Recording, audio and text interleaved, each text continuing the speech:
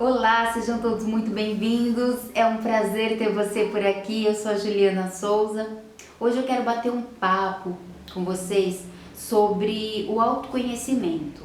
Bom, eu vou dar um resumo, né, assim, nas minhas palavras, o que é o autoconhecimento dentro da minha experiência, da minha vivência de vida.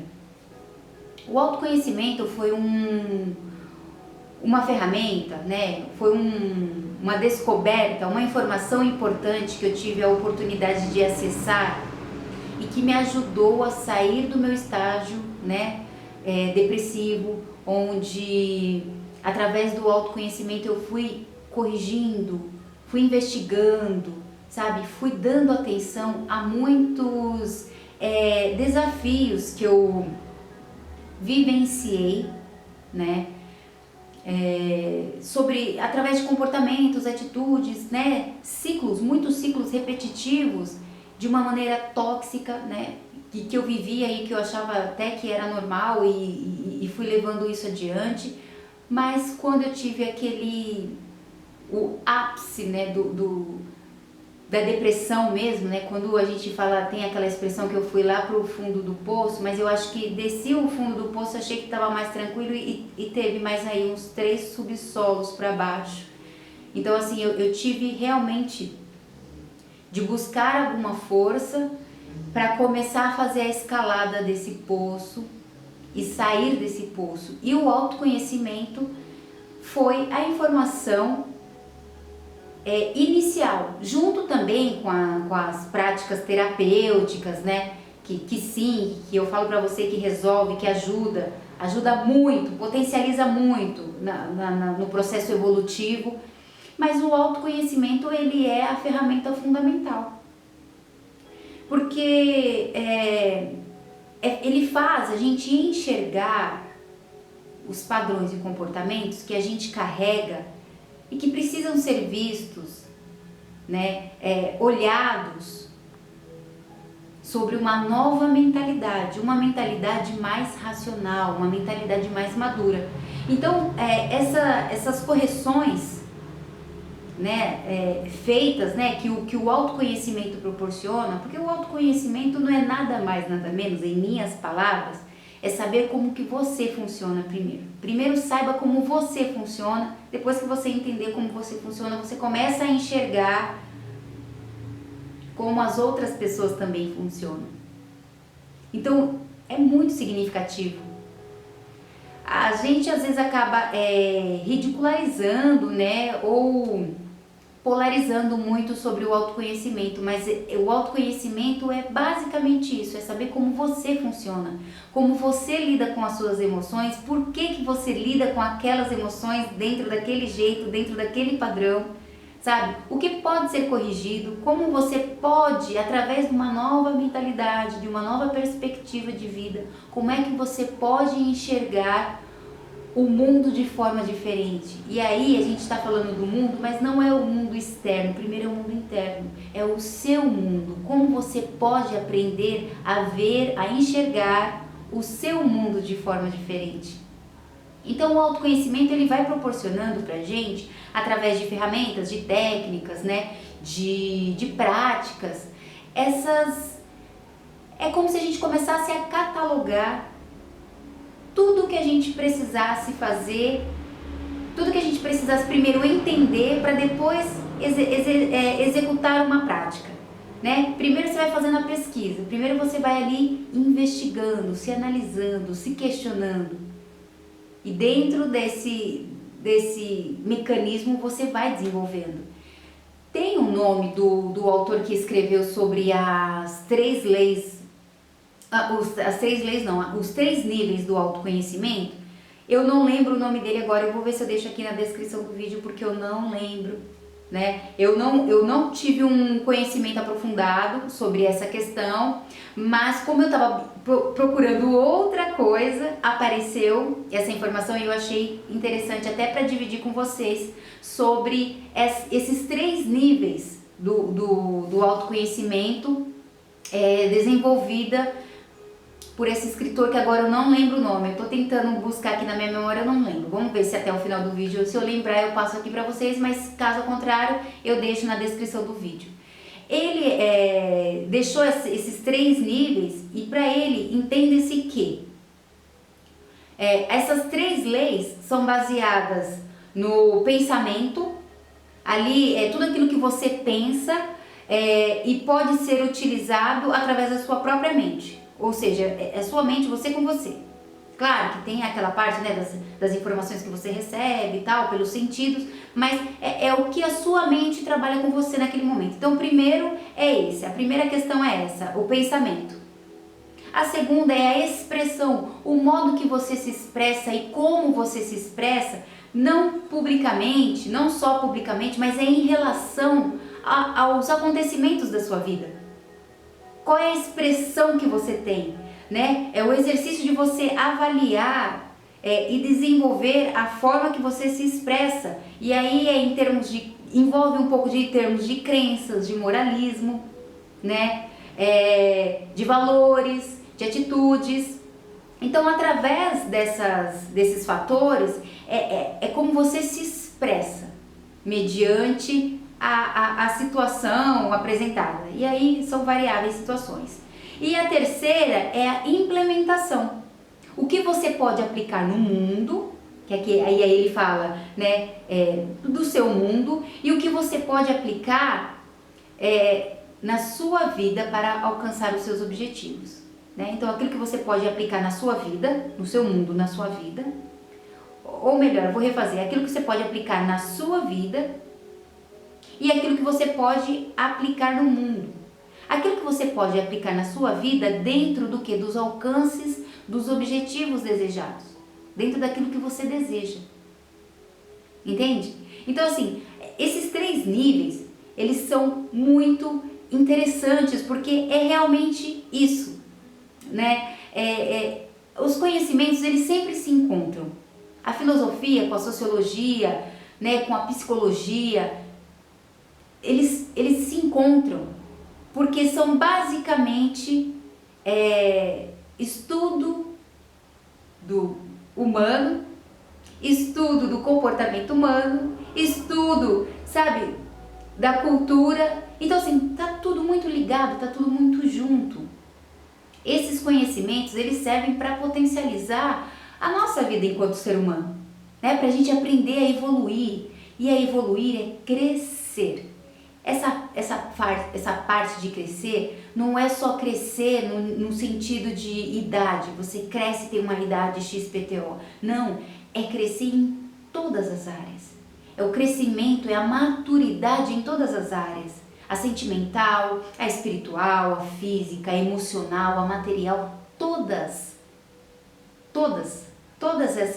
essas fases, né? Todas essas áreas da vida que precisam ser evolutivas, porque aí assim a gente começa a entender o processo da evolução. A gente não evolui só em uma área da vida, porque a gente não tem uma área só da vida, a gente tem várias áreas da vida. Então, assim, todas essas áreas, elas precisam ser trabalhadas, desenvolvidas, investigadas, cuidadas, observadas, analisadas, evoluídas. Então a gente vai começando a estudar esse universo muito gostoso que é o autoconhecimento e a gente vai trazendo muitas informações, né? E essas informações, quando elas são impressas, né? Quando a gente absorve essas informações e faz a prática dessas informações, a gente passa realmente a desenvolver um olhar mais maduro sobre as relações, sobre os valores, sobre as atitudes, sobre as crenças, sobre paradigmas, sobre uma nova perspectiva de vida, um novo olhar de mundo, sabe? A gente começa a diferenciar dentro desse amadurecimento aquelas vivências que a gente viveu e que no momento a gente não teve a maturidade para compreender, enxergar e entender e resolver dentro do possível aquela vivência. E uma coisa que eu quero deixar aqui bem não é que eu quero deixar bem explícita, mas é uma coisa que eu quero muito compartilhar com vocês, é que assim, o autoconhecimento, ele não faz de você ser uma pessoa superior ou inferior a ninguém. O autoconhecimento, ele simplesmente vai trazer as ferramentas de como você funciona, aquilo que é bom para você, qual é a melhor forma de você alcançar os seus objetivos, sabe? E seja eles, assim, objetivos no geral, qualquer objetivo. Então, não está totalmente ligado à superioridade ou à inferioridade, não. O autoconhecimento, ele vai trazer você a você mesmo. Vai trazer à luz quem é você com você. Entende? Por isso que é importante a gente desenvolver o autoconhecimento, saber como a gente funciona. Porém, entretanto, todavia, tá? Isso não vai fazer de você uma pessoa que não vai passar pelos desafios da vida. Porque todos nós estamos aqui na Terra, nós vamos passar por vários desafios. E isso é uma coisa assim que não tem para onde fugir. Todas as pessoas que estão aqui na Terra, elas passam, atravessam por desafios. Todos nós vamos passar por desafios. Então, não é porque eu tenho um autoconhecimento, que agora eu sei, eu não vou passar pelos desafios. Não, você vai passar pelos desafios, nós iremos sim passar, atravessar os desafios, tá? Mas eles não impedirão, né, de a gente seguir à frente, de a gente seguir adiante. Por quê? Porque a gente entendeu como a gente funciona e a gente vai buscar novos conhecimentos. A gente vai buscar o amadurecimento dentro daquela situação, dentro daquele comportamento e atitude.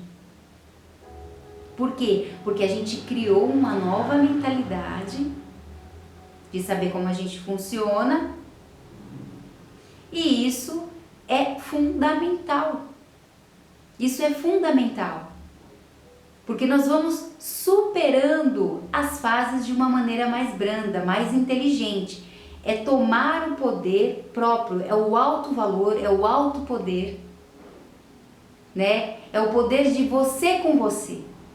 E isso é assim maravilhosamente gratificante, porque a gente amadurece muito e a gente passa a perceber muitas coisas, tirando o olhar do julgamento, tirando o olhar da inocência, sabe? Tirando o olhar da rejeição, do medo, do se sentir sozinho, sabe? A gente vai tirando isso, a gente vai tirando esse olhar, porque a gente está indo para a luz, o olhar do amadurecimento.